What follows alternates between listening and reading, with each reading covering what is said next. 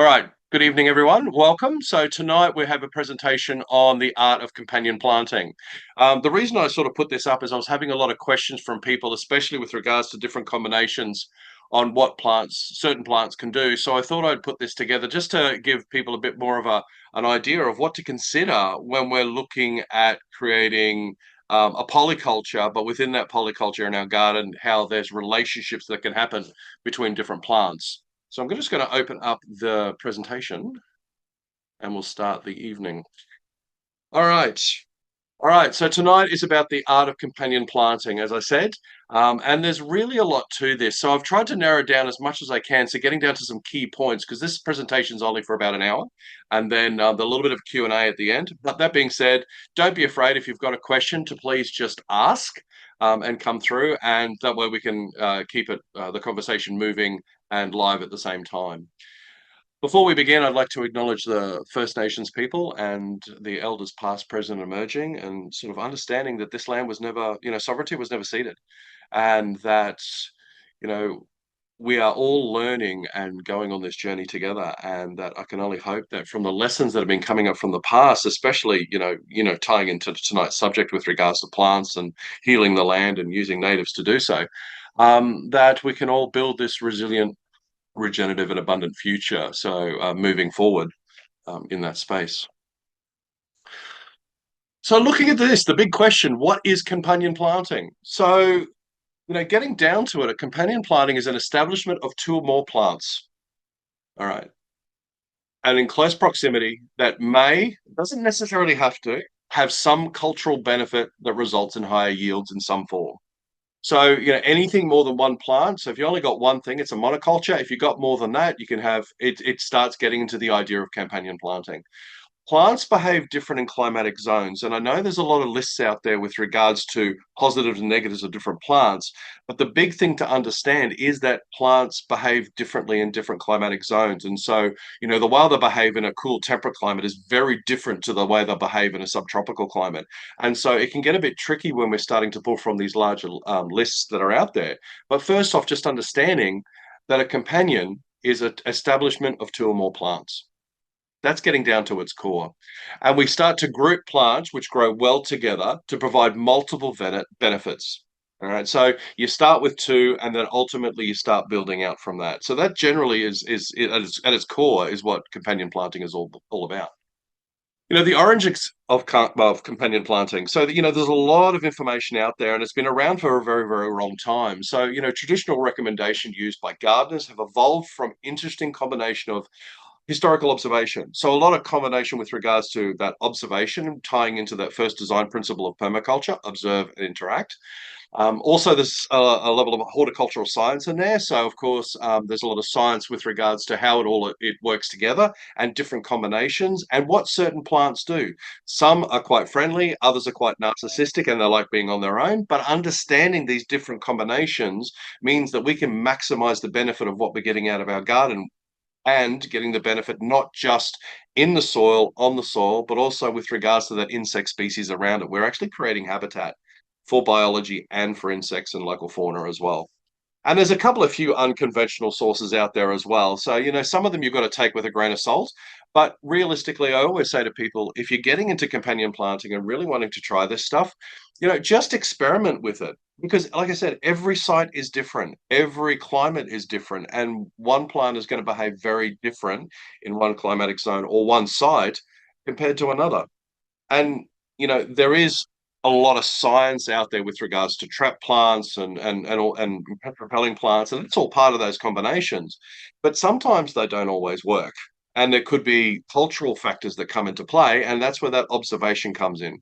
And looking at from historical context, horticultural context, and as well, sometimes just go wild and try and experiment a little bit to see what sort of you come up with. When you're looking at this, naturalists have always known about the interactions among plants for thousands of years. This Going back to Mesopotamia, sort of 12,000 years ago, how different combinations of plant was doing different things. The agriculturist Varro in the Roman Empire 2,000 years ago declared that a walnut tree close by made for the border of the farm sterile. So basically, it helped define the different fields by planting trees that had allelopathic processes that actually suppress the growth of other things. There are other things that you can plant to help grow. In the Native Americans, the three sisters, for example, the corn, the squash, and the beans, and the different combinations that can come from that. So the corn grows, it's a starch, but also it creates a trellis and provides shade. The squash on the ground provides mulch, and also, depending on the species that you're choosing, it could be spiky, it could be not, can actually provide a level of protection as far as the other plants is concerned. And the beans are a nitrogen fixing plant, so therefore it's helping to feed the growth of those other plants while giving an additional yield. Now, that's the three main ones, but there are lots of other functions that can happen with that, and we're going to explore that later on. But it's about coming up with combinations that, they're not just all beneficial. Like with regards to the walnut tree close to the border to make it sterile, so therefore you can have definitive land masses in and around the space. Sometimes we want to plant things that are going to be positive for one, but it's going to be negative for the other. So we've got a plus effect and then a negative effect. The classic companion planting combination, you're looking at a plus plus, so there's a benefit on both sides. You can actually have a 0-0, so where they balance each other out and there's no benefit. They'll grow in the space together, but there's not really a lot of benefit that's happening. But also sometimes having a negative negative. So you're stressing the plants out a little bit with this combination, but what it's actually doing is forcing them to grow, and you're getting greater yields out of it because you're combining those different combinations. So it's understanding that it's not all about the positive. It's really coming down to understanding the yields you want to get out of the space and then applying and designing that accordingly, just using some very simple and basic rules. The benefits of companion planting are many, and it starts off really with coming into looking at pest control. Now, I know some of you have heard me rabbit on before with regards to this, but it's not, we call it a pest, but it's really not a pest. It's an insect, or it's something else that's coming into our system that is actually eating something that we want. And so we call it a pest. It's a very anthropocentric way of looking at the world. But understanding that it's not a pest, it's part of the ecosystem, but it's an indicator to what's going on. Now, you're never going to get rid of them. And that's the best thing. Well, it is a really good thing about it because you need the pests to actually have the beneficial insects. You cannot have one without the other. So when you're talking about the benefit of pest control as far as companion planting is concerned, I think what was that movie? I think it was Field of Dreams with Kevin Costner. If you build it, they will come. Having lots of combinations with regards to flowers and habitats is going to invite the beneficial insects to come in. Not only does it create diversity within a garden bed itself, but that actually helps reduce pest numbers because you're providing habitat for the beneficials, which in turn predate upon the pest species. My favorite insect, or my favorite pest, if you want to get down to it, is an aphid. An aphid is a keystone species. Keystone species, for those that don't know, is something that's so critical to an ecosystem that if it disappears, the ecosystem collapses. And we look at an aphid and go, it's a sap sucker, it's causing lots of damage to my plants, but really it's an indicator that something is missing within the ecosystem, whether it be nutrient in the soil, or it's missing its predators, or other things as well. Planting flowers and other plants to invite these beneficial insects to come into our space means it's going to help keep those things under control. You're never going to get rid of them. We don't really want to do that. If you have an environment that's got no pests or no insects or anything, because the good guys actually predate upon the bad guys, then we're missing something. Okay. And it's the system itself is not complete. So understanding there's this push-pull effect as far as insects is concerned. It can actually help control weeds. Weeds really is just by definition is a plant in an unwanted space. But when you're planting things up and you're having maximum cover with regards to the plantings that are happening in the garden bed, and you've got diversity because nature likes diversity rather than just a single thing, then what's going to happen is you're naturally going to start repressing or suppressing the weed growth. It's going to be shaded out. There's allelopathic processes. For example, fennel doesn't like playing nicely with others. And so in doing so, planting some fennel in around the edges can actually help suppress some grasses if rather than them coming into your garden, a few other things like that. Therefore, we can maximize the space in the middle and it's less weeding for us in the long run.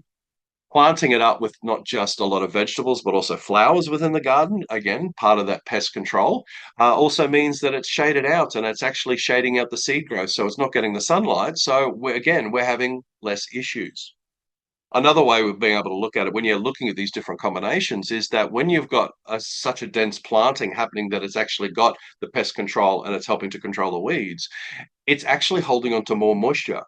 This idea that if we want to save moisture, we need to have less plants is actually a fallacy. More plants actually means it's holding on to more moisture. And especially as it's coming into the heated climates, being able to plant densely, and then when you water it underneath, whether through irrigation or something else that you happen to be using, a wicking bed, or even if you are going out and hand watering of a morning at the minute, because that's the best time for this time of year. But you're giving it enough that's actually going to be holding on to that moisture for the whole time. Companion plants can be planted between other plant crops. So you're looking at having when you've got the spaces in between, don't leave the space. I know might say on the back of the seed packet, leave it 30 centimeters apart or 10 centimeters apart or whatever it happens to be. But if there's a gap, fill it. Those spacings typically come from commercial agriculture, which requires machinery to harvest and go in and pick it all up. We're just doing it ourselves in our own garden, so we can actually pack it a lot tighter. By doing so, we're getting greater coverage and there's that relationship that's happening between the different plants. When you start filling out a space with lots of plants, it's setting up lots of different smells. And in doing so, it's confusing a lot of the pests at the same time as well. It's creating what we would call in forest gardening something called a lumpy texture. And so when you're looking at it, you can see it's not defined as, canopy and mid-story and understory. It's all mixed in together, even if it's just on a garden bed level. And that has been shown. There's a lot of studies showing that when you've got that particular mix in the space, not only does it generally look more appealing to us, especially when you mix a lot of flowers in it, but also it attracts more not only small bird life but also the beneficial insects as well. So we're getting a win-win all the way through. Now, I don't know if anyone's heard of the idea of square foot gardening at all. It's something I'm a bit of a champion of with regards to growing food within our spaces here in southeast Queensland. There are far more intensive methods and planning with regards to square foot, but we're fortunate enough to here in the southeast, at least, we're fortunate enough to be able to grow food all year without too much of an issue. So we don't need excess of planning and planting to be able to get those yields because we can grow over the whole year.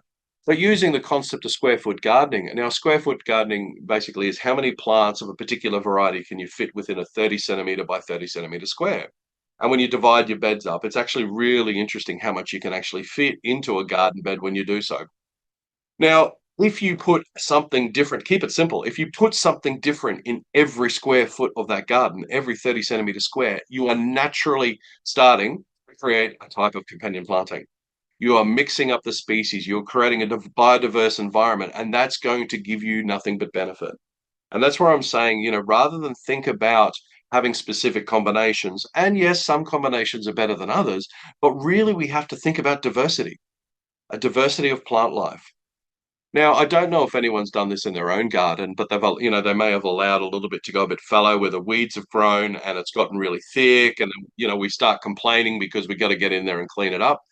But realistically, when you do, and you start pulling that out, you start looking underneath, and you find that the soil is far better than what it was when when you've started to put, compost and other things as well. You've allowed the plants to do the work for you. You've had to let it go fallow, so you can't use it for anything else. But in the meantime, it's given you lots of benefit, not just above the soil, but also below the soil. Nature knows what it's doing. And it's about mimicking that as best we can within our cultivated environments. So therefore, we're getting the yields from that as well. Companion planting can also reduce disease problems because it's such a diverse range of plantings, rather than just a monoculture. And that's when we start having rows of monocultures, that's when we tend to start having issues. But when there's lots of diversity happening, we're having less disease issues as well. So not only do we have less pests, we're actually suppressing the weed growth. We're fitting more within the garden. Where naturally, if depending on the different methodology of gardening that we're using, we're actually naturally starting to create a biodiverse environment. And because with the volume of different species that we're putting in, we're automatically starting to reduce the diseases that are happening within our soils and in our plants. It's a bit of a win-win. And like I said, it's not about specific combinations. Think about diversity rather than looking at specific combinations. Now, this is something I use with regards to planting and a lot of clients. And so, using the IBC wicking beds, so those 1,000 litre totes that have been cut in half. And I just wanted to put this up here to show that, there are 12 squares within one of those IBC units. And when you start thinking about how much you can plant within that, so in those spaces alone, like carrots alone, you can fit 16 carrots in one 30 centimetre square block. You can fit 9 silver beet. You can fit 12 lettuces. You can fit 4 bush beans. There's so much you can do. And when you start planning it out, and each one is something different, then again, it's naturally diverse. When you finish with that particular one, though, so say for example, you have silver beet in one, when you finally finish and you've harvested, what the idea is you don't plant the same thing twice. So if it's a leaf crop, there's crop rotation. People have heard about crop rotation, I'm assuming. It was actually invented during the Arab Empire. I think it was something like 2,500 years ago, something along those lines. But long story short, it's about understanding there's a legume, leaf, fruit, root cycle with regards to it. So if you've got beans in it, once you're finished with your beans, harvesting them, the next thing that goes in is a leaf crop. So it could be silver beet. Once the silver beet is done, you harvest that, and the next thing that goes in is a fruit crop. So it could be tomato or it could be eggplant. All right. Or if in winter it could be a cabbage or a broccoli. Technically, they're a flower, but in the crop rotation, we actually consider them a fruit. And the last cycle is the root crop. And that's when you start looking at your carrots and you start looking at parsnips and radishes and that sort of thing. And then after the radish, you start with a legume again. And when you've got something different in every square and you're cycling through at different rates and you're following that crop rotation, you are naturally creating a series of events that's going to be beneficial to everything else around it. And it doesn't require knowing lots of different combinations with regards to plants. And that's just keeping it nice and simple. Now, we talked about attracting pollinators. So, well, not just the beneficial insects, but they'll also attract a lot of pollinators. And, bees are not the only pollinators that are out there. There are butterflies, there are hoverflies, there are wasps, there's all sorts of other stuff as well. They are all pollinators. And so having that diverse range of color, having that diverse range of different plants within that space is actually going to attract a greater amount of pollinators, which means you're going to have a greater success rate when it comes to certain things being pollinated. Zucchinis, for example, I don't know if anyone else has experienced it, but when they're not pollinated, they start to and they drop off. But if you've got a lot of things happening and it's inviting a whole range of pollinators to come in, you've got a higher success rate of them being pollinated. And instead of you having to go in there and do the work, nature's actually naturally doing the work for you. Some plants can help move groundwater as well. So, for example, having trees over particular ground covers. So the trees actually help draw the moisture up, and that's helping to hydrate. But also in an excessive rain event, it's actually putting moisture back into the soil. And then, that's actually helping a bit of a symbiotic relationship with regards to that. The ground covers are actually holding moisture in the soil. Now, a tree, for example, requires roughly in summer 5 litres per tree per day in most climates, just due through to usage and transevaporation and that sort of thing. But when you've got ground covers helping to hold it in place, the difference between bare earth and living ground covers is massive.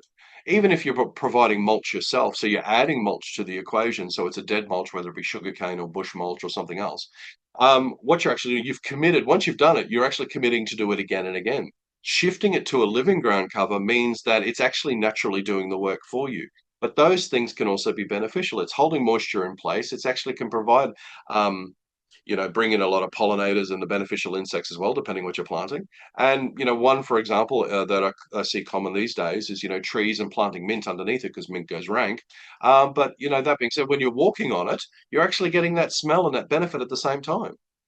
Just if you're doing it, I like to do that, especially when it comes to the mint, doing it with barefoot, but just make sure be careful of bees, especially if it's in flower. All right. Now also vining plants as well, so they can actually help moisture. So, you're coming into the summer period, we're looking at pumpkins, we're looking at watermelons, we're looking at rock melons, all that sort of stuff that can actually help cover the soil and in turn help to protect as far as the pollinators, the moisture in the soil, all that sort of stuff that we just talked about. But also in the long run, it can save labor. One of the biggest things, I hear a lot from people who are, gardening or want to get into gardening is to just say they don't have time. But setting the system up and keeping it in place, like setting the system up and keeping this in mind means we're actually designing for success and less work. When you've got 100% ground, 100% cover because you've planted it so completely, you're not going to have the weed growth. You know what? That means you don't have to weed quite so much. Also, if it's got that much cover, you don't have to water quite so much. Right, it's saving us water, it's saving us time with regards to weeding. We're not having to go out there and, like I said, pollinate because we've got enough pollinators coming in. We don't have to go out there and worry about the pest management because the system itself is doing that. One of the common plants that I like to put in a lot of my systems is a rose bush. Now, rose bushes in our climate actually are really quite difficult to grow, but one of the things that makes it that way is because they are difficult to grow, they're susceptible to pest and disease. So if I have a rose bush nearby in my system, rather than having to check the whole system to see what's going on, I just check the rose bush. If the rose bush is fine, everything else is fine. If the rose bush is getting smashed, then I know there's other things. So instead of me going around and having to look at everything all the time, I've created strategic points by having these combinations. All right. So in that instance, that would be a plus minus effect. So the plus effect is that it's actually attracting a lot of the pests. When pests do come into the garden, it's attracting the pests away from our vegetables. But the minus effect is that the rose bush is going to get smashed. But it's creating a strategic point for us, meaning we're saving time when we go out into the garden. So when I go out into my garden of a morning with my cup of coffee and I go and have a look around, then in a very short period of time, I know exactly what's going on. Because I've got these different combinations and I've got plants that are beneficial, I've got plants that are sacrificial, 100% ground cover. All right. It also means we get a lot to harvest too when it comes into that space. Now, this is sort of the classic image. I know a lot of you have seen this before and have sort of commented in the past, but this is the last, formal garden that I used to own and I worked on for many years. And it was based on those principles as far as the planting. Now, it got to the point where I was pulling this garden here was on a quarter acre block. It was a half acre block, but only quarter acre was under production. It consisted of trees and vegetables and flowers, and I mean, you can see it, it's all here. But those principles of push-pull, as far as the pest management is concerned, the different plantings, the amount of plantings in the space, the diversity, it got to the point where I was pulling over 3 ton of produce on a quarter acre, and it looked like this. So lots of flowers. The issue came that there were so many flowers popping up because of the seeds from year to year was popping up in different areas that I actually had to take them out of the system for the system to remain as productive as it was. There was getting to be too much happening in that system. But I didn't have to work, I didn't have to seed, I didn't have to. Now, it took me 8 years to get to that point. But the thing is, though, the amount of food, the labor was about 45 minutes a day, half an hour in the morning, and the 15 minutes in the afternoon was going out to harvest stuff for dinner. All right. And there was so much happening in that space. It's just incredible. But this was designed using those principles that we've just talked about as far as companion planting. Right. Has anyone got any questions for me at this point? So why companion planting works? Okay, so there's a biochemical pest suppression that can actually happen within the space. So we're looking at some plants exude chemicals from the roots or aerial parts that suppress or repel pests to protect neighboring plants. So it's not always about what we can attract. Sometimes we're planting things that can actually help repel pests. Now, while there are specific plants that are better at doing different things, a really good way of looking at it, if it's pungent, and pungent doesn't necessarily mean it's got a bad smell, it just means it's got a smell. If it's got a pungent smell, there's a good chance that it's actually going to help repel pest species in that space. So, one of the favorite ones I like to use, and it's just due to the smell. The smell. There's two in my region, there's basically two perennial marigolds that sort of can come into the place that we can use. There's one that's called passion fruit marigold, and another one called stinking Roger. All right, now I'm sure you can understand why it's called stinking Roger, but the passion fruit marigold actually smells of passion fruit. So as you're walking through and the breeze is going through, and just to release that scent, you sort of brush your fingers through. And what happens is that smell as it's moving through actually helps confuse the pest species and actually helps repel them. Another one that works really well is the tree wormwood. So not the true wormwood, but tree wormwood, which goes to about 3 meters. It's got a very licoricey, aniseedy smell.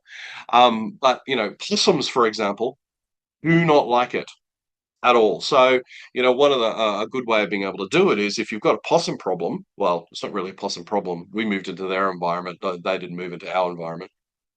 They've just evolved. But planting a few of these tree wormwoods in and around the space, what's that's going to do as the smell goes through, they don't like it. They move on. That last garden image that I showed you, the whole garden itself was hedged in tree wormwood. There was some possums there, but it got to the point where like they just didn't come into the garden.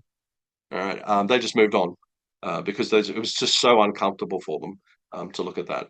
But also, bringing in stuff that's sort of symbiotic nitrogen fixation as well. So understanding that we need to feed the soils, and it's not just through compost, but also through living matter as well. The best way to be able to do it is life needs life. And so having legumes coming in that can have the ability to fix nitrogen from the atmosphere and put it into the soil. But the key point being here that it has a rhizobium bacteria in the soil that it can have a relationship with. Not all plants, or I should rephrase that, not all soils have the right rhizobium to be able to bond to the plant. Now, pigeon pea, which is the classic permaculture example, does require a particular bacteria to be able to fix that nitrogen to the soil. If it doesn't, and most Australian soils naturally do not have that rhizobium bacteria, you've got to introduce it. If you do not have it, it will not fix nitrogen to your soil. It will store nitrogen in its leaves. All right. So a tree or most plants can actually fix about 80% of what it needs in its living matter. All right. It's about 20% that it sort of puts within the soil through that relationship with the bacteria. But that being said, if it doesn't have the rhizobium in there, it's just not going to happen. So making sure that when you're planting a legume, that you have the right rhizobium in there, and it's easy enough to look up. I mean, most beans and peas and that sort of thing is fine. But when you're starting to look at like some of the more exotic species, like pigeon pea, for example, that does require a particular rhizobium.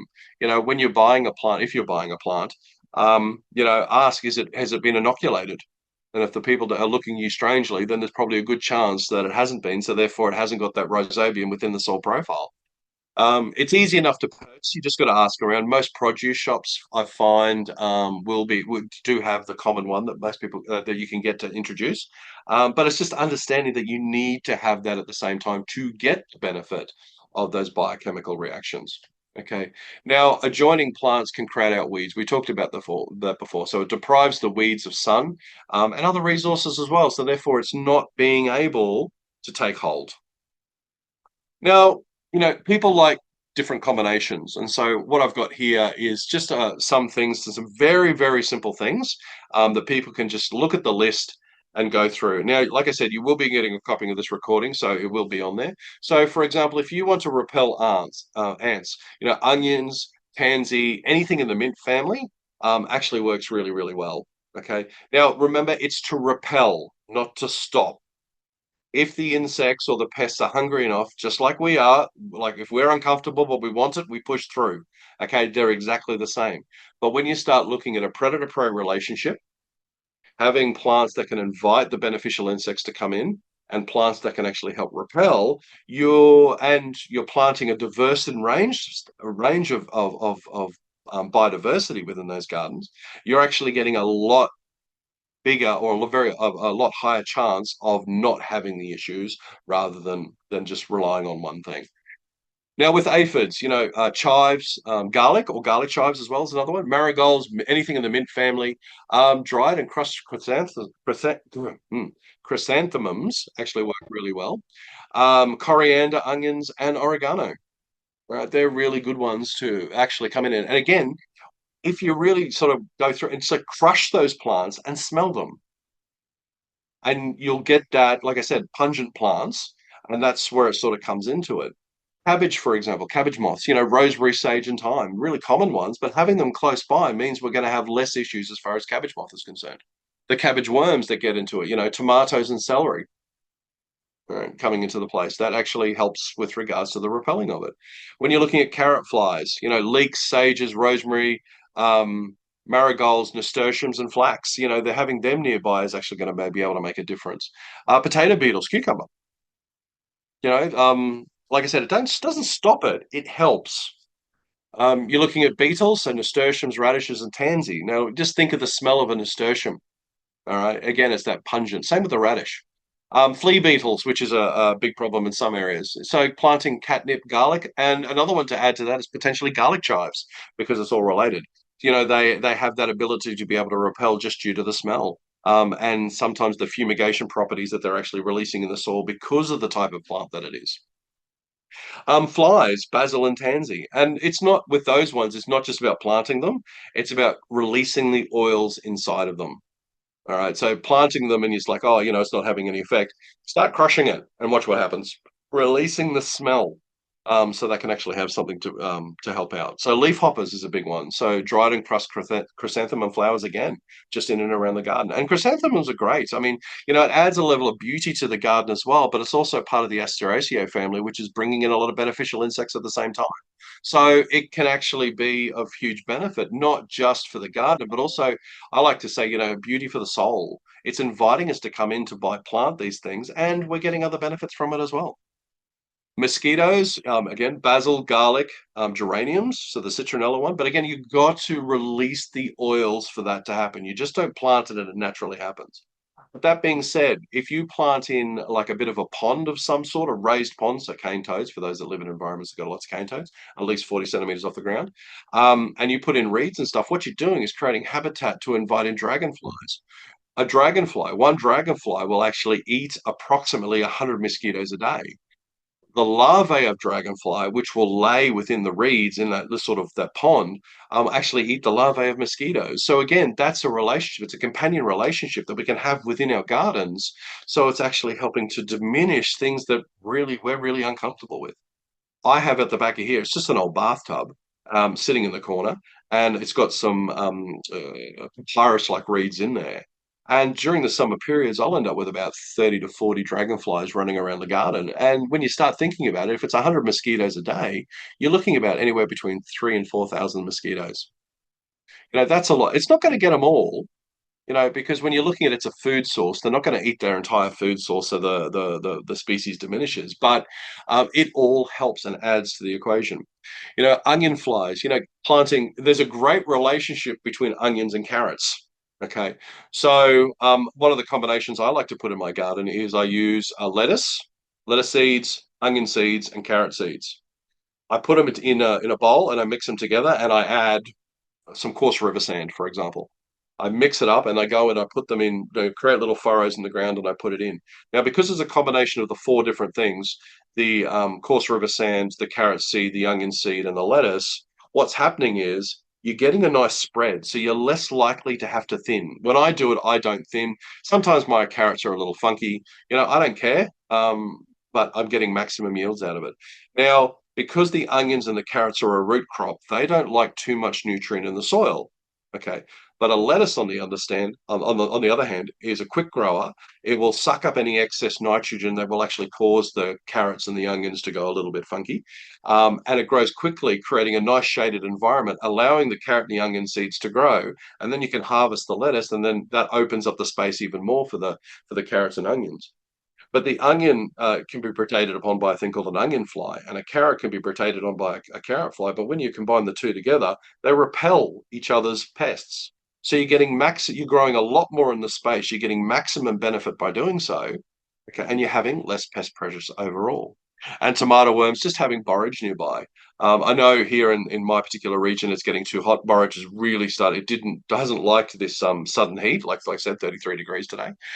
So it's starting to knock back. But it's one of the things that we can plant that can actually help deter some of these things to come in. And like I said, it's not a complete list, but it's some. All right. So methods with regards to companion planting. So, there's row intercropping. So we have our rows and then we start putting things in between. So where we're growing two or more crops together at the same time, and at least one crop plants in rows. So there might be rows and then we put the other things in between. Drip intercropping, which is growing things in strips, and it's wide enough for us to be able to get through and be able to look at what's going on in the space, which is more of the classic what you see in a lot of images with regards to companion planting, you might see rows of cabbages and then rows of marigolds and then rows of fennel and then rows of something else. And so it's all different, but while it's done in rows, there is that definite strip that's happening between them. And so this is sort of getting into that sort of more random look. While you've got the rows, you can see how the flowers have been intermingled in between.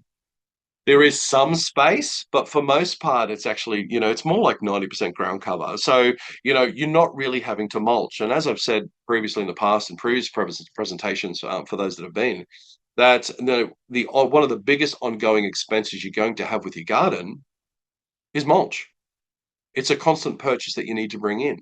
When we actually apply, feed our soils and plant things close enough that they actually become their own mulch, then we're saving ourselves money. I mean, a straw bale, a sugarcane bale, I should say, is about $20 now. I remember when they were $4 a bale, and it wasn't that long ago. But now it's about $20 a bale. So it's just getting more and more expensive. Heaven forbid with regards to bush mulch or anything else as well that you want to bring in, unless, of course, you've got abundant resources of it on your property. Most people don't, though. So let's let the plants do the work. And when you're looking in here, there is so much diversity that's happening. You're not having such a huge pest pressure. Now, even with grasshoppers, planting different things nice and closely as well, because grasshoppers, I don't know if you've noticed that when they go into your garden, they don't just land, they don't just come in and stop. They come in, land, and they'll jump 2 or 3 times. All right. So when they jump 2 or 3 times, what they're doing is determining whether it's the same thing. And if they land on the same thing 2 or 3 times, okay, great. And then they start having a munch. If it's really diverse and every time they jump, they land on something else, they don't get that stability. So after a while, they end up moving on because it's so random and they can't manage to get a hold. It helps repel them only due to the way we've planted, not necessarily just the plants, but the way we've planted the plants. Now, it doesn't work every time because every now and then they'll jump and they'll actually hit the same plant 3 times in a row. It's like, yeah, great, have a munch. But when you're thinking about it, just by simply planting in this particular fashion, we're actually reducing the potential pest pressure from grasshoppers and thrips because of the density of planting and the diversity of planting in that. That itself is another layer of companion planting. All right. Now we've got mixed intercropping, so you're growing 2 or more crops together in no distinct rows or arrangement. And that's where it's sort of getting into the idea of as the per square foot gardening. You put something different in every 30 centimeter square, then you're going to have a huge diverse range of stuff. And it's going to be completely mixed up and it's going to be very confusing to our pest species. But not only that, because everything is different, when you start thinking about our soils, it's not competing for the same nutrients in the same space at the same time. Everything is getting something different. So it's not depleting it as fast. When you've got a whole bed of the one thing, it's depleting it all at the same time. It's like if you're planting trees and you've got 2 citrus next to each other, while they might be a lemon and a lime, they are in the same family. So they're competing for the same nutrients, the same space, the same time. It depletes it faster. You have far more pest and disease issues. Where something as simple as separate them a bit more and have a couple of other things in between, and therefore they're not. And they like that diversity as well, and so therefore they're getting more of what they need. So mixed intercropping can be applied not just in our garden beds, but also as far as our tree systems is concerned as well. And also relay intercropping. So, planting a second crop into a standing crop at a time when the standing crop is at its reproductive stage, but before it's harvesting. So what you're doing is you're planting succession. So as one's about to finish, you're planting in something else. So by the time the first one's finished, the next one's ready to go. And it's accelerated succession planting. That can be a very intensive as far as the planning is concerned. It's not one I see many people do. I did do it for a while myself, but again, it was just having to be onto it all the time. And you don't do it when you're ready; you do it when it's ready. And so I found it just got a bit much. But that being said, you get far more productivity out of our beds and a higher level success rate with regards to pest, weed, because there's no gaps that's happening within that because there's one followed by another, followed by another. Now they're all doing something different, but it's actually helping with regards to those beneficial arrangements that's happening with the plant, the insects and fauna, and the soil. And this is where you're starting to get into that. So you can see here, there's on the left-hand side where there's the row intercropping and that, and so things are growing at different rates. And on the other side, it's more of a please forgive me for the blurriness of the photograph. But you can see the level of diversity that's happening. But even then, there's lots of different things happening. So there's legumes that are feeding the soil. There's a lot of leaf crops that are feeding off that nitrogen, and it's staged in a way that it's capturing sunlight the most. So the smallest things are at the front or on the northern side for us, okay, and the larger things are on the southern side. So therefore, it's actually maximizing that solar capture, and everything's getting what it needs while still providing 100% ground cover, while still providing a good level of diversity that's happening in there. So therefore, it's helping to confuse a lot of pest species, and feed our soils at the same time. Right. So when you're looking at companion planting, what we need to consider, okay, we need to keep in mind, companion planting is not an exact science. As I said at the start, every plant behaves differently in a different climatic zone. A lot of the lists that we see actually come from cool temperate climates. And I know, for example, coming from a heavily in the middle of subtropical where I am, though a lot of those lists just don't work. I'll give an example. It's an extreme example, but it's an example nevertheless. So lantana, all right, lantana in southeast Queensland is an absolute nightmare. It takes over whole landscapes. Yes, it fixes nitrogen. Yes, it's a soil builder. Yes, it's habitat for plants. It's holding soil in place. There's lots of, I guess, functions that can actually serve. But for the most part, what we're looking at is it's so invasive, which is the big issue. It's squeezing out a lot of other things. But the same plant is being sold in nurseries in Tasmania. Now, the difference is the climate. Up here, it's very aggressive. It moves very quickly. It behaves in a completely different fashion than what it does in the cool, temperate climate of Tasmania. That's the big thing. All right. So understanding that it's not an exact science because things behave differently in different regions. What works for one may not work for another. And that's the difference in site, different in climate, lots of other things. Lists of companion plants are based typically on experience and experimentation. And so when you really want to get out there, you really want to play with this stuff, and go wild. I think it was, I can't remember what it was, Formidable Vegetable Sound System. And they had that song, and it's like, if you're not living on the edge, you're taking up too much space. Really, let's get out there and experiment with that because you'll come up with different combinations. And as you do, make observations, but write down your observations. I found that even some sites, like they're only 2 streets apart, but they behave very differently as far as site is concerned. So, Facebook, while it's a great way to connect, it's also there's a great way of being able to send out misinformation because while it's working on this particular site, on another site, which might be 2 suburbs away, it's not working at all. And that's a difference in soils, and that's a difference in water, and that's a difference in microclimates, and that's different in other things. So playing with these different combinations, there are general guides that we can work from, like those rules or guidelines that we talked about at the start. Keeping them in mind, but coming up with your own combinations is actually very cool. And like I said, climate and physical conditions can affect results. Things that would normally be okay now because of this heat spike that we're currently going through, it's not. Everything is stressing. And so things are flowering when they shouldn't, or there's a lot of things going on. There's things that are dying out because normally that might be a couple of months away, but no, it's happening now. So that's where we've got to creatively use and respond to change. And experiment and see what works for you. There's whole different range of combinations out there. If you want to get down to it, create a color palette to start with. What do you want it to look like? I talk about this when I teach permaculture potager gardening, but understanding that, creating a space that is going to invite you to come in.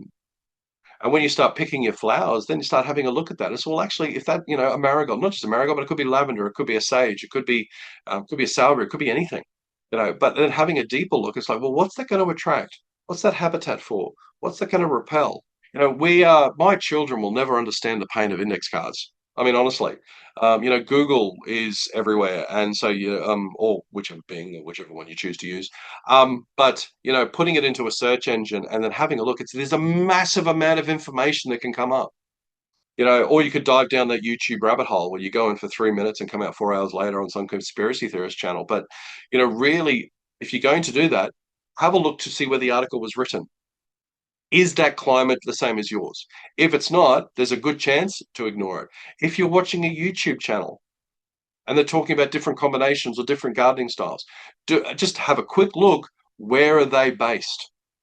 And if it's not in a similar climate to where you are, then you know there's a good chance it's not going to work without a lot of work. And so we're instantly ruling out these things to narrow it down so we can actually very quickly create something that's a be of greater success to us than not. All right, cool. All right, I'm going to stop sharing there. Now, we've got 10 minutes left of this presentation, all this before we finish for the evening. But there's a bit of a question time now. Has anyone got any questions with regards to what I just rabbited on about with regards to companion planting, but also, um, or, you've got any specific questions with regards to your site?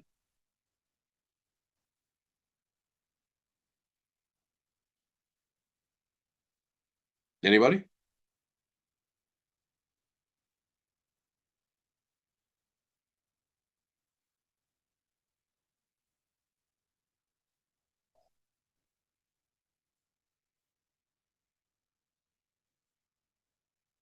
No?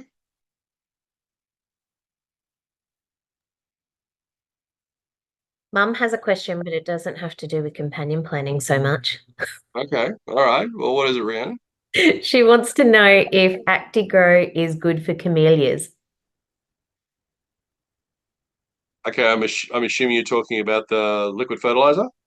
No, it's a compost with fertilizer in it. The Oh, okay. compost. Yep, okay. It depends on what type of fertilizer it is. If it's an artificial fertilizer, well, listen, it will have a benefit, but if it's an artificial fertilizer, it will actually kill off the biology within the soil. All right. So while it might be compost, if it's got an artificial fertilizer in it, you're kind of balancing it out. If it's Um, chook poo, I would, sorry. chook poo. Yeah, aged chook poo's fine. Yeah, absolutely. But what I would do is I'd take it a step further. I'd to get your chook poo and put it in a chicken, not a chicken farm, put it in a worm farm. And then once the worms have done with it, then apply it. So you're actually adding another layer of diversity. So as it's passing through the worm's gut, it's actually being inoculated with about 1,000 different beneficial bacteria at the same time. So you're locking up that nutrient from that nugget of gold, but also adding the biology to it as well. Yeah. It's an extra step, but you're going to get more out of it. Awesome. Ta. Oh, you're welcome. Well, if there's no more questions, I've got here, I'll quickly run through some different combinations of stuff that I've got up. I'll bring that presentation back up again. I was just giving people the opportunity to ask questions if they wanted to. All right. So Couple in getting the into, chat though, Michael, if you want to have a look in the chat, there were a couple of all things. right, okay, cool. I'll get to that in a minute. Thank you. Yeah. So looking at this here, so this here you're looking at a strawberry guild. So a strawberry, just a classic sort of, um, fruit that most people like to grow. So different combinations that can come well with that. So bush beans with regards to, and again, looking at the square foot gardening method, bush beans, could fit four in a square foot. That fixes nitrogen. Lettuce, which actually can provide a bit of shade and ground cover. Silver beet, which actually provides a little bit of shade as well because of the size it gets to. Spinach and shallots. So shallots have got a fumigating effect as far as the soil, the nasty stuff within our soils is concerned, but also the smell can help repel a lot of pests as well. The idea of sage and thyme and dill, is not only a beneficial insect attracting, but also pest repelling. But also the three combined with the strawberries can actually help enhance the flavor of the strawberry at the same time. Planting in marigolds and pyrethrum. Now, pyrethrum is a daisy, but you can also use it to make your own organic organic pesticide as well. It's what those who are familiar with pyrethrum, you can actually use it, but it can actually help with regards to pest resistance. And you can intercrop that if you really wanted to underneath peach trees, apple trees, fig trees, or citrus. So you're looking at, again, different combinations. It's all companion planting, but there's a huge benefit that can happen with regards to bringing those together. The next one is garlic. So, I mean, it's almost finished our garlic. Garlic normally finishes in November. You plant it in April here in our climate. But, you're having a combination of tomatoes, cucumbers, radishes, spinach, and chamomile. When you plant it underneath stone fruit or citrus, it actually help repel pest species in those trees themselves. planting in marigolds for not only for the soil, but also the beneficial insects, sweet alyssums as well, which actually bring in a lot of lacewings and lady beetles. And that's part of that pest protection that can come in. So, you know, they're different combinations that we can use. Cabbage. So we've got beans, you know, which fix nitrogen, which can help it grow. Beetroot, celery, thyme, sage, and onions. Mint. Though you've got to be careful with mint, because if you leave it in too long, it becomes a mint bed, not a anything else bed. Rosemary and dill, potatoes, potentially as well. Hyssop, thyme, nasturtium, southernwood, which is almost like a wormwood, slightly different, smaller variety, but that does quite well as far as pest repelling is concerned. Mint, chamomile for pest resistance. All right, these are just some very simple combinations. Silver beets, you're looking at mustards, beetroot, tomatoes, kohlrabi, bush beans, and lettuce. Carrots actually do really well within the equation as well. Beetroot, shallots, parsley, cucumbers, borage, strawberries, and lavender. You know, so getting these different combinations together, and you can imagine, if you can, with the different combinations, how it would actually look when you're looking at different structure as well. So you've got strata and structure within that, and you're looking that into the garden. It actually is really quite appealing. It looks very abundant and lush. All right. Now, shallots is another one. It's another form of onion. So beetroots, carrots, sage, thyme, strawberries, tomatoes, and chamomile, parsnip, lettuce, spinach, rocket, and parsley, marigolds, and mustards for pest protection. All right. So that's those smell ones. All right. Can come into that. So there's some interesting combinations. All right. So let's have a look at some of these questions. All right. Anything allelopathic for kikuyu? Yes, a cow. Sorry to say, kikuyu was brought in specifically for fodder for animals, and it grows as aggressively because of that. There's nothing that you can really grow to suppress the growth of it except time, sheep mulching, and try and get it out. It does take time. It does happen. It won't happen overnight, but it will happen. But there is nothing specific that you can plant and walk away from for it to be allelopathic. How do you manage sage, rosemary, and lavender in beds that take over? All right. So, or other perennials. Well, sage, you know, like anything, prune it. You know, a lot of this, you know, we tend to, there's this idea that we plant it and we don't do anything with it. No, you've got to manage it. So, you know, rosemary, for example, if you don't prune it semi-regularly, actually it gets really woody, it loses its flavor. But by pruning it fairly regularly, and fairly regularly, I'm saying, you know, well, you know, if you're harvesting all the time and using this stuff, don't just plant it for the benefit. We're planting it to use. So when you're harvesting sage and rosemary all the time, then you're actually bringing that into your household and you're keeping it under control. With regards to the lavender, if it gets too big, just prune it back. You know, take out one of the branches that are sticking out in the wrong spot, or prune it back, whatever it is. The only thing with regards to lavender, though, and you've got to be careful with regards to this, is that when you purchase it, check the back of the tag. If the back of the tag says not fit for human consumption, and a lot of them do, because it comes from commercial horticulture, not so much commercial agriculture, it could potentially be sprayed with a systemic pesticide. So if you do try to consume that, you could be consuming that pesticide. Now, you might go, oh, but they haven't said it. Yes, they have. They've quite labeled it not fit for human consumption. All right, so you actually have to have a look at that. I found out a few months ago, I was picking up a lavender for a client. It was an English lavender, which is the culinary variety. And I had a look at the tag and it said not fit for human consumption. I'm like, what is this? It's a culinary one. You're supposed to consume it. Why is it not fit for human consumption? Dug a bit deeper, and that's when I found out about systemic pesticide, because it's designed to look pretty. It's not, you know, because it's from the commercial horticulture side. It's not designed for human consumption, which is, you know, different again. But outside of that, any of the perennials, you prune them, you use them, you know, you harvest them, you cook with them. I've got sandbunk spinach in my bioponic system at the minute, and because of the heat that's happened in the last week or so, it's gone absolutely nuts. You know, I could leave it and it could take over everything, or I prune, bring some in for us to consume, and the rest go. And what I don't consume goes to the chickens. So you're using this stuff all the time. It's helping to bring that diversity in. Okay. Okay, no questions, but I've noticed that as diversity has increased over the past 4 years, I've had few weeds, less damage from insects. It's exactly right. It's about diversity, and that's what it is, not particular plant combinations, because every region is different. I saw that you're gathering seed packets. Yes, I am. Yes, I do. I've got seeds and all sorts of other stuff, Louise. Yeah, that's not with regards to tonight's presentation, but yes, I do. With square foot, if leaf, fruit, root are all, say, brachias, will this be a problem? Well, the brachias are, well, it's not so much depending on the type of brachia that you're going through. Yes, it would be because the whole bed is planted with the same family. So you want to mix it up. So it's not just about, while it might be technically different species, it is all in the same family. So you're going to end up with lots of problems by doing so. You're basically putting up a big sign saying, I'm over here, and because all got similar smells, and then it's just going to attract all the pests as well. So if you've got it, don't put it all in the one bed. Spread it out over a few beds. So you have some in one, column A and column B and column C and column D, moving it through. And that's going to give you diversity by doing so. Break it up rather than keeping it together. I know it might seem, oh, but it's going to take me longer. But really, what you're doing is just harvesting from one bed at a time and you're moving through. So it's encouraging you to move through your garden, not just focus on the one bed. This come through twice.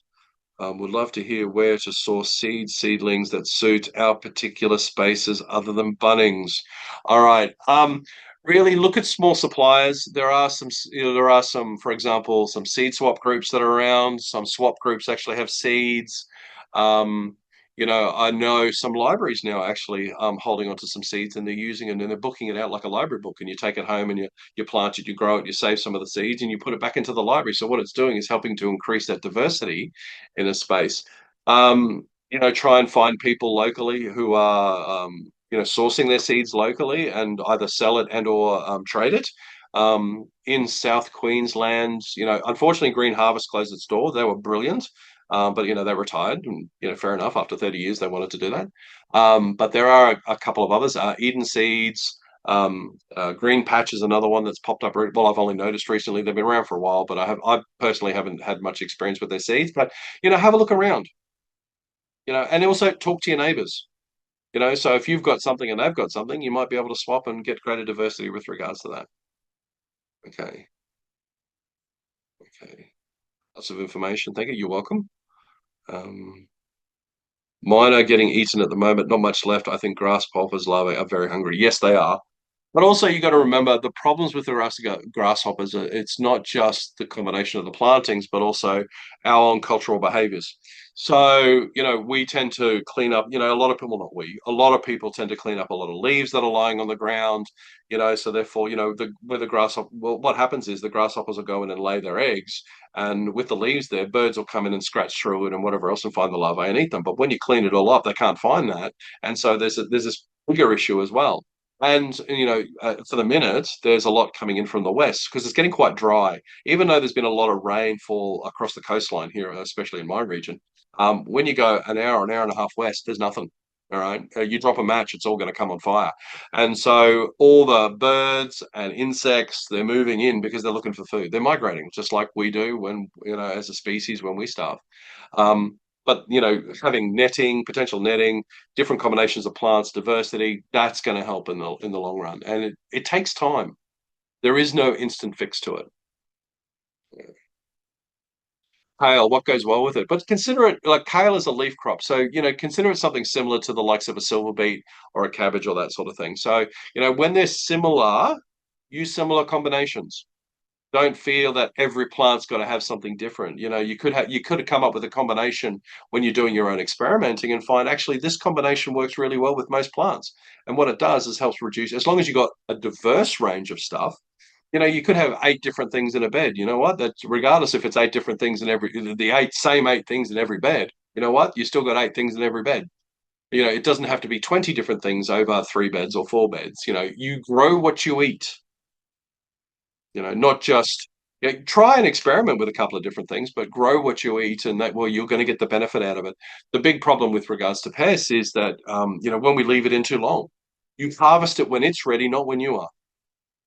I don't know if anyone's sort of done that with tomatoes and they've walked past and it looks beautiful, nice, plump and lush. And then it gets to the point where they go, I'll pick that tomorrow. And they get out the next day and it's either, for me, it's a king parrot that's sitting there having a good munch, or it could be stung by a fruit fly, or it could be taken by a possum, or it could have, split because it's been infertile, whatever. It's our own cultural behavior. Sometimes we need to change our own behavior. It's like, oh, that's ready. I'll harvest it now. And that way we're getting the maximum benefit from that. Cool. I think that is all the questions I can see on here. All right. Now, has anyone got any verbal questions that they'd like to ask before we finish up for tonight? Hi, Michael. There's another chat question in chat about bush turkeys, of which I have Oh, no. okay. Oh, yeah. All right. That's just popped in there. Thank you. Yeah, a minute ago. What can be done for bush turkeys savaging the harvest? Right. Bush turkeys are a hard one because, they are protected by law. The thing is, though, one of the biggest issues with bush turkeys, especially in an urban environment, is that the apex predator that would normally be there to help keep the balance under control is not there. You don't have the larger animals coming in to be able to consume the smaller ones. And so because that's not there, they're getting out of control. Another thing is as well, we leave a lot of food lying around as a species. And so the bush turkeys have gotten used to that and they're coming in and they're scratching and they're harvesting. But really coming down to it, what is it that the bush turkey is doing in your garden? Now, most of the things I've found is they're coming in and they're scratching out the mulch, all right, because what they're doing is wanting to build nests. Now, that might not be the situation with regards to you. They are, and in doing so, they dig out a lot of your plants and stuff at the same time. So but the thing is, bush turkeys don't scratch up living matter; they scratch up dead matter. And so by replacing the dead matter, which could be sugarcane or bush mulch or something else, and planting it so tightly that the plants themselves become a cover, you're actually limiting that availability of the dead matter for them to come through and scratch it up. Now, sometimes that's not enough, and there's no particular plant combination. It's more of a predator-prey relationship, and you need a larger apex predator to come along and help deal with that. And like I said, in most environments, if one of them showed up, the council will come and collect it and move it on anyway. But what you can do is exclude. So it could be a level of netting that you need to put over your bed to help keep them out. All right. And so having something as simple as, have a great night, Daniela. Having something as simple as electrical conduit going over the top and then putting some netting over that. So you're tying it up. So therefore you can untie it and get access to it. But what it's doing is protecting your crop. Yeah. Usually if there's a bush turkey issue, there's a lot of other things going on behind the scenes that is actually helping affecting that. And by addressing those, you're actually helping to address them coming into your garden. Long story short, I hope that helps. Great. All right. Does anyone have any other questions or observations that they'd like to voice before we finish for this evening? Hey, Michael. I just had a question. I thought I typed it, but maybe it didn't get sent. Okay. I was just wondering, what was the first sort of mixture of companions that you yourself started out with, if you remember? Or what would you recommend for people that haven't practiced companion planning that much in the past and want to, Yeah. want to get started on the right track? Yeah, absolutely. Yeah, that's a big one. And thank you for asking. The best advice I can give, and this is just from, playing over time experience, is keeping it diverse. The easiest way I found it in the long run is I actually started using square foot gardening, I don't know, maybe just over a decade ago, and putting something different in every 30 centimeter square. Now, it took a little bit of planning, but the thing is, though, what naturally happened, and mixing flowers, having flowers in as well as vegetables. Don't just have it as all vegetables. If it's all vegetables, it's still a monoculture. It's just a monoculture of food. So having a mixed, diverse range of vegetables and a mixed, diverse range of flowers, not just your classic marigolds. Get lots in there. All right. I've got a beneficial insect mix that I use, and it's got about 19 different species in it, and I sow it from seed.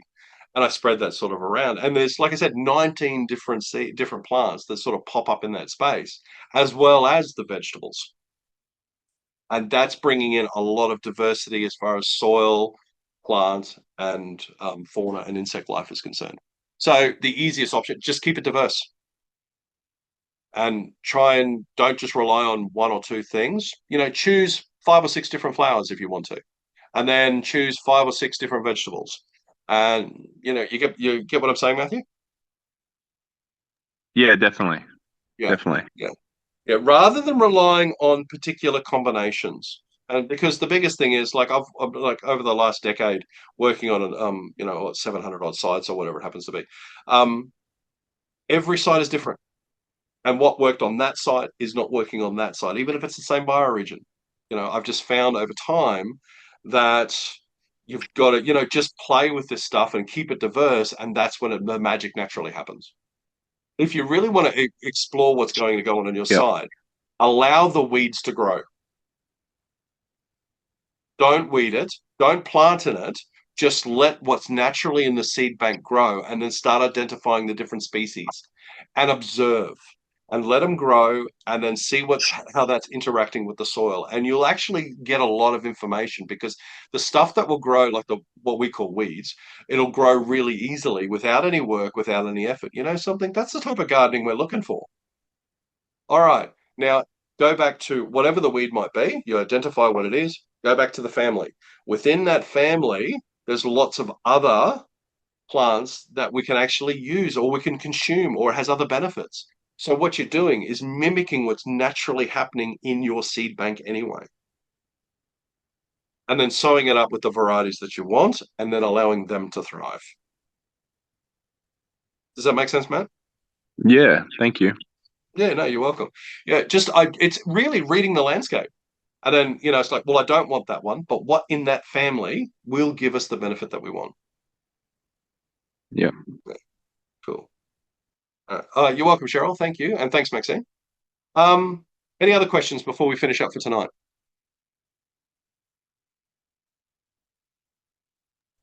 Michael, I have been creating an amazing diverse range of weeds between my pavers. So, companion planting with weeds and pavers. Right. Awesome. Love it. It's not a look I like aesthetically, but Mhm. I'm having trouble keeping on top of them. Is there any way that I can sort of try to prevent them a little bit more, as opposed to having to try and, hot water them, or, vinegar them or anything like that, spray them? Replace them. So depending on what weed you've got coming through, Okay. nature abhors a vacuum. All right. Where there's a vacuum, it will fill it with something. So why not fill it with something that you want? So you could sprinkle some oregano seeds down there, or Corsican mint, or creeping thyme. And so what you're doing is getting something that's beneficial. And as you're walking through, you're releasing the oils, which is giving you the benefit of other things as well. Yes, okay, it's going to require management. There is no such thing as a management-free system. Okay.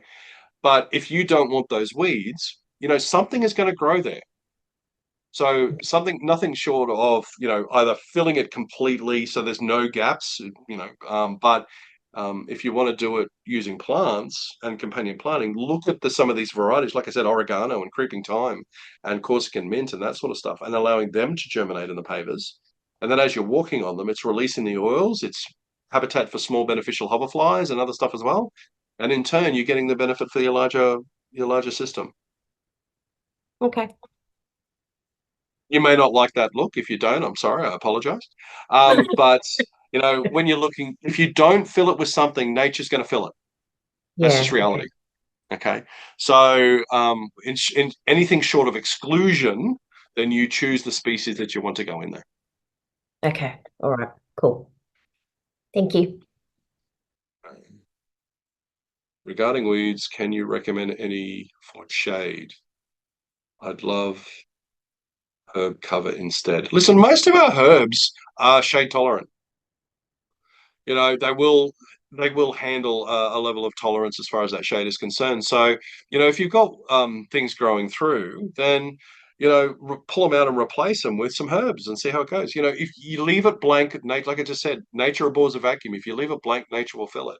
So if you want to replace something that's growing there, like weeds, you might end up having to turn it into a bit of a garden bed. Might need a little bit of a soil prep first, but then you pack it full of herbs, and then let them take over, rather than just letting what naturally happens in that space. So that's if you want to control that a little bit more and get more of a herb abundance as far as that's concerned, rather than just letting the weeds grow. Yeah. Cool. Hope that answers your question, Louise. All right, everyone. if there's nothing else, I hope you all got something from this. I will render this down over the weekend and send it out via, like I said, via YouTube private, and so that way you'll all have recordings. Generally, I find YouTube private. It's you have access for about 8 months before the system itself, not me. It's YouTube. If you don't log onto it often enough, it'll just drop it off. But you'll have access to it while we'll have a look at. And if you've got any questions, please just comment, send me an email, and I'll do what I can. It may take me a few days to get back to you, but yeah, I'll definitely get back to you. Cool. Thanks, everyone. Have a lovely evening. So long, farewell. We've come to say goodbye.